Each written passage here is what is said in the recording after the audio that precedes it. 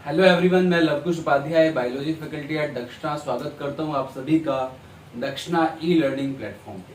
तो आज का जो हमारा टॉपिक है वो है human respiratory system. In my last class I already have discussed about the respiration in plants and even I already have discussed about the respiration in animals. So the another topic is human respiratory system. This is very important for your exam point of view.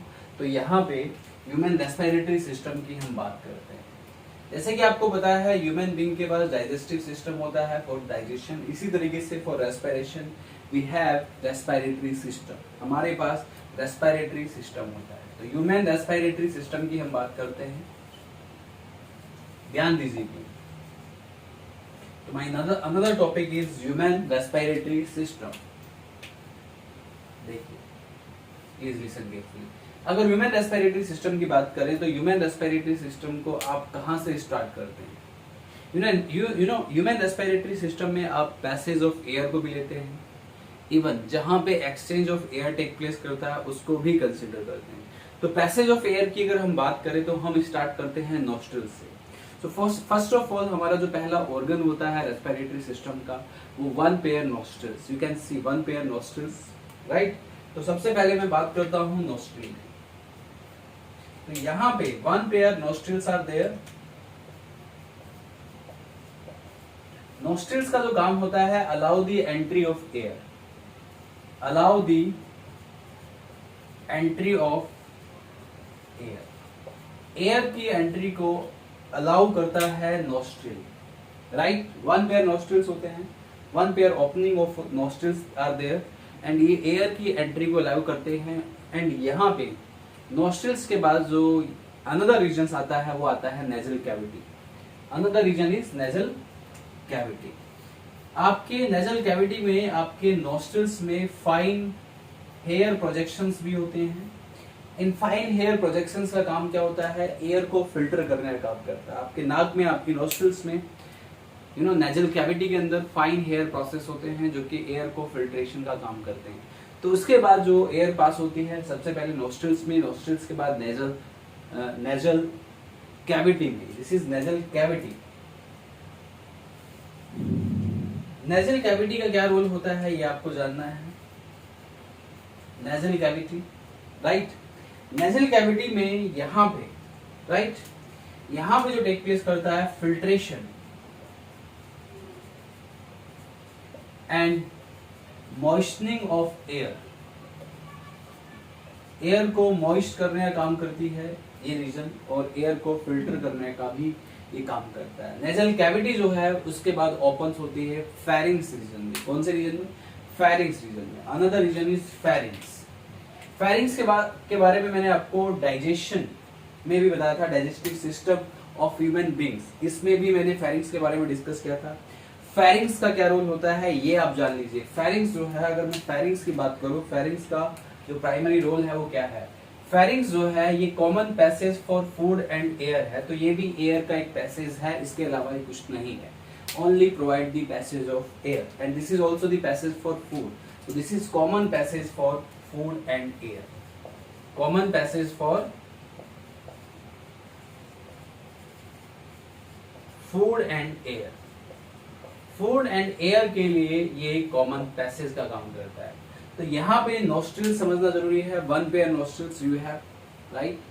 Nasal cavity होती है जो कि जिसमें fine delicate hairs होते हैं जो कि filtration, air को फिल्टर करता है, एयर को मॉइस्ट करने में हेल्प करता है। इसके अलावा वो जो एयर है वो पास होती है फेरिंग्स रीजन में, और फेरिंग्स रीजन में क्या होता है कि ये कॉमन पैसेज है फॉर फूड एंड एयर। यहाँ से फूड और एयर दोनों पास होती है। इसके बाद जो अगला हमारा जो टॉपिक है, अगला जो हमारा नेक्स्ट जो रीजन है वो आता है आपका epiglottis. Then I will discuss about the glottis, right. और इसके साथ साथ I am going to discuss about the structure of human respiratory system. तो first of all I will discuss about the structure of human respiratory system and after that each and every right area of the human respiratory system I will discuss in detail. So now see, हम human respiratory system की बात करते हैं। ध्यान दीजिए please. Human respiratory system तो अगर बात की जाए ह्यूमन रेस्पिरेटरी सिस्टम की, यहाँ पे ध्यान दीजिए, इन ह्यूमन रेस्पिरेटरी सिस्टम सबसे पहले होता है ये एक फ्लैप शेप स्ट्रक्चर है जिसको आप बोलते हैं एपिग्लोटिस। इसे आप क्या कहते हैं? इसे आप एपिग्लोटिस कहते हैं। एपिग्लोटिस के नीचे एक स्ट्रक्चर होता है जिसको आप लैरिंग्स बोलते हैं। क्या बोलते हैं? लैरिंग्स। लैरिंग्स साउंड प्रोडक्शन में भी हेल्प करता है। ये जो एपिग्लोटिस स्ट्रक्चर है, ये epiglottis structure prevent the entry of food into the trachea.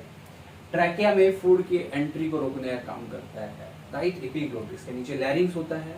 लैरिंग्स passage of air है ही, साथ ही साउंड प्रोडक्शन करने में भी हेल्प करता है।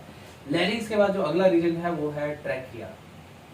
There is another region that you call trachea.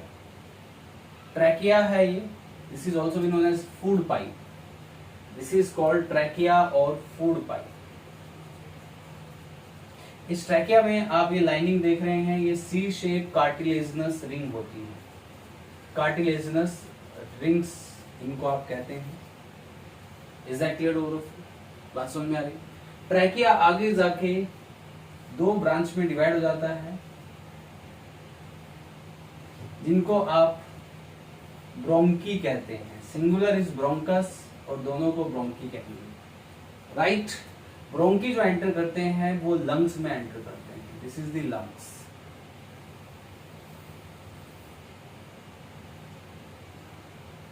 This is human lungs.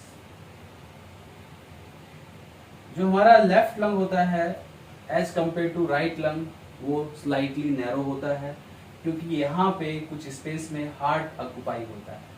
This is lungs. ये left lung, और left lung के पास जो होता है ये इसके साथ हार्ट एसोसिएटेड होता है। तो हार्ट कुछ स्पेस ऑक्युपाई कर लेता है, इसलिए लेफ्ट लंग थोड़ा साइज में नैरो हो जाता है। लंग्स के नीचे एक मस्कुलर सेप्टम होता है जिसे आप बोलते हैं डायाफ्राम। डायाफ्राम ये ब्रीदिंग प्रोसेस में, गैसेस के एक्सचेंज में ये डायाफ्राम हेल्प करता है। ये जो प्राइमरी ब्रोंकी है, ये प्राइमरी ब्रोंकी आगे जाके फाइन ब्रांच में डिवाइड हो जाती है। This primary bronchi divides into the fine and delicate branch and at the end, in primary bronchi के एंड्स पे यहाँ पे ये बैलून लाइक स्ट्रक्चर है जिसको आप बोलते हैं एल्वियोलाई। ये जो ब्रोंकियाई है ये एक ट्री लाइक ब्रांच में डिवाइड हो जाता है। आप देख सकते हैं इस ट्री लाइक ब्रांच को। This tree-like branch is nothing but this is bronchioles. A network of bronchioles है. So this is all about human respiratory system. ये human respiratory system के major parts हैं जिनके बारे में I am going to discuss in detail. Right? Epiglottis से नीचे larynx. Larynx is provide the passage of air. Even it also produces the sound. इसके बाद ट्रैकिया है, ये इसको विंड पाइप भी आप कहते हैं। लॉन्ग एक्सटेंडिंग स्ट्रक्चर होता है, चेस्ट के बीचों बीच ये एक्सटेंड होता है, चेस्ट रीजन के। ये आगे जाके डिवाइड कर जाता है ब्रोंकी में। ब्रोंकी से यहाँ पे पूरा एक ट्री लाइक ब्रांच स्ट्रक्चर आप देख रहे हैं, ब्रोंक्यूल्स डेवलप हो जाती हैं। ये पूरा नेटवर्क होता है। ब्रोंक्यूल्स के एंड पे कहीं एल्वियोलाई होते हैं, ये बैलून लाइक स्ट्रक्चर्स होते हैं, राइट। और ये गैसेस एक्सचेंज टेक प्लेस करती है एल्वियोलाई से। ये लेफ्ट लंग है, लेफ्ट और राइट लंग्स के बीच में यहाँ पे हार्ट है and heart is slightly tilted towards the left lung, इसलिए लेफ्ट लंग राइट लंग से थोड़ा नैरो है। लंग्स के नीचे डायाफ्राम होता है जो कि एक मस्कुलर सेप्टम होता है एंड ब्रीदिंग प्रोसेस में ये हेल्प करता है। So this is about the human respiratory system. बड़ा सिंपल सा डायग्राम है ये, इसको आप ड्रॉ कर सकते हैं। इसके बाद हम इन पार्ट्स के बारे में अलग अलग डिस्कस करने जा रहे हैं, राइट। Is that clear? इसका आप चाहे तो स्क्रीनशॉट ले सकते हैं या इस डायग्राम को आप ड्रॉ कर सकते हैं, right. Now see one by one these all parts I am going to discuss. तो सबसे पहले एयर जो पास होती है वो नोस्ट्रिल्स में जाती है, नोस्ट्रिल से नेजल कैविटी में जाती है, नेजल कैविटी से फिर वो लैरिंग्स में एंटर करती है। लैरिंग्स के ऊपर वाला जो रीजन होता है एक कार्टिलेजनस स्ट्रक्चर जिसको आप एपिग्लोटिस बोलते हैं, राइट, है ना। Next is epiglottis. इनके बारे में एक एक दो पॉइंट्स मैं आपको लिखवा देता हूँ जिससे कि आपको ये याद रहे। You can easily memorise all these points. जैसे कि यहाँ पे मैं बात करूँ एपिग्लोटिस की, तो जो एपिग्लोटिस है, this is cartilaginous flap like structure, cartilaginous flap like structure, this is cartilaginous flap like structure. इस कार्टिलेजिनस फ्लैप लाइक स्ट्रक्चर का काम क्या होता है? Prevent the entry of food into the trachea. इसका जो प्राइमरी रोल है, इसका जो क्या है, काम क्या है इसका? Prevent the entry of food, food की एंट्री को रोकता है इनटू द ट्रैकिया। ट्रैकिया में फूड को जाने से रोक देता है। Pharynx is the common passage for food and air. वहीं उसके थोड़ा सा नीचे एपिग्लोटिस होता है जो कि फूड की एंट्री को ट्रैकिया में रोकता है। Right at the time of swallowing of food, जब आप खाना खाते हैं तो उस टाइम राइट ये जो है फूड की एंट्री को रोकता है ट्रैकिया में, जिसको आप एपिग्लोटिस कहते हैं। एपिग्लोटिस के बाद जो अगला स्ट्रक्चर है वो है larynx. Larynx is also be known as voice box और द साउंड बॉक्स। ये पैसेज ऑफ एयर को तो अलाउ करता ही है, ये पैसेज ऑफ एयर तो है ही, this is passage of air, ये एयर पैसेज तो है ही, साथ ही साथ ये जो है साउंड बॉक्स भी है, यानी कि ये साउंड प्रोड्यूस करता है, helps to produce in sound. तो साउंड को प्रोड्यूस करने में लैरिंग्स हेल्प करता है, तो साउंड प्रोडक्शन में इसका रोल, ये अपना इंपॉर्टेंट रोल प्ले करता है, तो साउंड बॉक्स भी इसको कहते हैं। इसके बाद एक लॉन्ग एक्सटेंडिंग ट्यूब मैंने आपको बताई थी जिसको आप कहते हैं ट्रैकिया। ट्रैकिया एक लॉन्ग एक्सटेंडिंग ट्यूब है, एक ट्यूब लाइक स्ट्रक्चर है ट्रैकिया, एक लॉन्ग एक्सटेंडिंग ट्यूब है। लॉन्ग एक्सटेंडिंग ट्यूब, जैसे कि इसोफेगस एक लॉन्ग एक्सटेंडिंग ट्यूब होती है, वैसे ही ये भी एक लॉन्ग एक्सटेंडिंग ट्यूब है। ठीक है, इसकी जो लोकेशन होती है mid of chest region, mid of chest region, आपके चेस्ट रीजन के बिल्कुल बीचों बीच, mid of chest region trachea present होता है। And trachea is surrounded by, trachea में कार्टिलेजिनस रिंग्स प्रेजेंट होती है, C shape incomplete cartilaginous ring होती है। ठीक है, इसमें सी शेप, ये मैं आपको बता भी चुका हूं, इनकम्प्लीट कार्टिलेजिनस रिंग्स होती हैं। तो ट्रैकिया में जो कार्टिलेजिनस रिंग्स हैं, ये ट्रैकिया के कोलैप्सिंग को रोकती है, prevent the collapsing of trachea, ये बात आपको याद रखनी है। इन कार्टिलेजिनस रिंग्स का क्या रोल है? ये prevent the collapsing of trachea, trachea की कोलैप्सिंग को रोकने का काम करती है ये सी शेप कार्टिलेजिनस रिंग्स। तो दिस इज अबाउट ट्रैकिया। इसके बाद जो ट्रैकिया है वो डिवाइड हो जाता है टू ब्रांच में। ठीक है, एक राइट ब्रोंकस और दूसरा लेफ्ट ब्रोंकस। ठीक है, तो next is bronchi part. Another part is bronchi.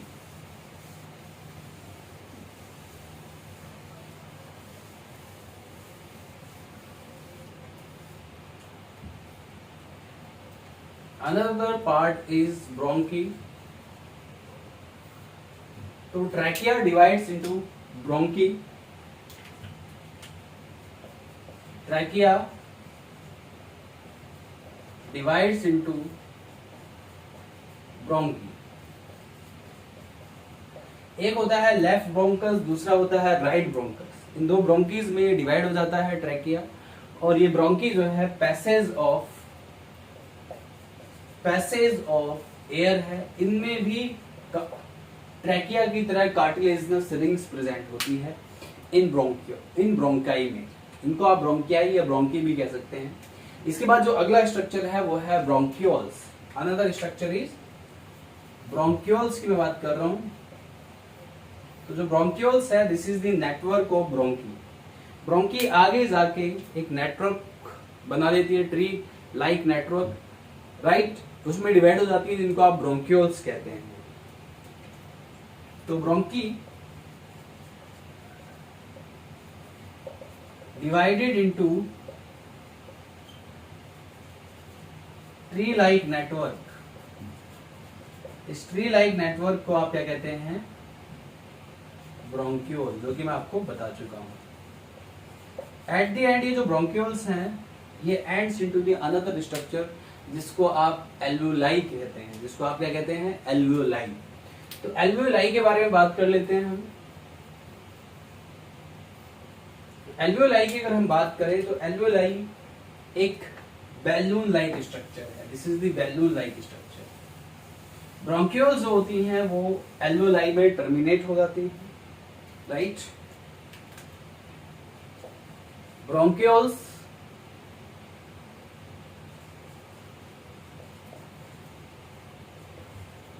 Terminate into alveoli. Bronchiole जो है एल्वियोलाई में टर्मिनेट हो जाती है। एल्वियोलाई एक बैलून लाइक स्ट्रक्चर है। This is the balloon like structure, एक गुब्बारे की तरह होता है। ये यहाँ पे एल्वियोलाई है। This is the balloon like structure, right. गुब्बारे की तरह दिखाई दे रहा है आपको ये। और ये जो है line by thin blood capillaries, इसके सराउंडिंग में ब्लड कैपिलरीज होती हैं। ये आपको मैंने रेड रेड दिखा दिया है, दिस इज ब्लड कैपिलरी। और ये एल्वियोलाई के सराउंडिंग में होती है, ये ब्लड कैपिलरी है। इन ब्लड कैपिलरीज में गैसेस एक्सचेंज टेक प्लेस करता है, ठीक है। यहाँ पे ऑक्सीजन अंदर जाएगा ब्लड कैपिलरी में और इन ब्लड कैपिलरी से CO2 बाहर निकल के एल्वियोलाई के अंदर आ जाएगा। दिस इज एल्वियोलाई, ठीक है, इस एल्वियोलर सैक के अंदर। तो ये जो एल्वियोलाई है इसका जो मेन काम है, इसका जो मेन रोल है, exchange of gases. This is the site for the exchange of gases between the blood and the lungs. This is the site for exchange of gases between lungs and blood. Blood और lungs के बीच में site for exchange of gases, जिसको आप बोलते हैं alveoli, एक structure है, balloon like structure. Alveoli जो होती है एक पर्टिकुलर लंग्स में लगभग 300 million alveoli are present in each lungs, ठीक है, in both lungs, sorry 300 million, ये एक काउंट है एल्वियोलाई का। इतनी एल्वियोलाइज आपके लंग्स में प्रेजेंट होती हैं। और इन एल्वियोलाई की वजह से रेस्पिरेटरी सरफेस इंक्रीज होता है। Respiratory surface increase up to 80 metre square, up to 80 metre square इनसे रेस्पिरेटरी सरफेस इंक्रीज हो जाता है। तो उसी के साथ human respiratory system is done. तो मैं फिर से आपको बता देता हूँ। सबसे पहले नोस्ट्रिल्स में एयर जाती है, वहां से नेजल कैविटी में जाएगी। नेजल कैविटी में एयर फिल्टर होती है due to the presence of fine hair, delicate hairs and air को मॉइस्चर प्रोवाइड करने का भी काम नेजल कैविटी करती है। नेजल कैविटी से फिर वो एयर पास होती है फेरिंग्स, जो कि common passage for food and air है। उसके नीचे एक एपिग्लोटिस स्ट्रक्चर होता है that prevent the entry of food into the trachea. Epiglottis के नीचे एक लैरिंग्स वाला पोर्शन होता है। लैरिंग्स पैसेज ऑफ एयर तो है ही, साथ के साथ वो जो है साउंड बॉक्स भी है, साउंड प्रोड्यूस करने में हेल्प करता है। लैरिंग्स के नीचे ट्रैकिया होता है। ट्रैकिया एक लॉन्ग एक्सटेंडिंग ट्यूब होती है, आपके चेस्ट के मिड रीजन से पास होती है और इसमें लगभग 21 सी शेप इन कार्टिलेजनस इनकम्प्लीट रिंग होती हैं। ये कार्टिलेजनस रिंग इस ट्रैकिया की कोलैप्सिंग को रोक देती हैं। आगे जाके ट्रैकिया डिवाइड हो जाता है प्राइमरी ब्रोंकीज में, या ब्रोंकीज जिसको आप बोलते हैं, ठीक है। Left bronchus and right bronchus, singular है तो ब्रोंकस बोलेंगे। ये पैसेज ऑफ एयर है, ये फर्दर डिवाइड हो जाता है एक नेटवर्क में जिसको आप ब्रोंक्यूल्स कहते हैं। ब्रोंक्यूल्स एट दी एंड करते हैं, टर्मिनेट करते हैं एल्वियोलाई में। एल्वियोलाई लगभग 300 मिलियन एल्वियोलाई होती है आपके लंग्स में और ये एक बैलून लाइक स्ट्रक्चर होती है। यहाँ पे इसको एक साइट मिल जाती है गैस को एक्सचेंज करने के लिए, राइट। तो this is the site for the exchange of gases between lungs and the blood, right. तो इसकी ये सराउंडेड होती है ब्लड कैपिलरी से, जिसके अंदर ये जो है गैसेस को एक्सचेंज करने का काम करती है ब्लड कैपिलरीज, ये क्या कहते हैं एल्वियोलाई, राइट। तो ये लगभग हमारे रेस्पिरेटरी सिस्टम को 80 मीटर स्क्वायर तक इसका सरफेस एरिया बढ़ा सकती है। So this is all about human respiratory system, and my next topic will be mechanism of breathing. Mechanism of breathing and transport of gases that I will discuss in my next lecture. तब तक के लिए thank you very much. Bye bye. Take care.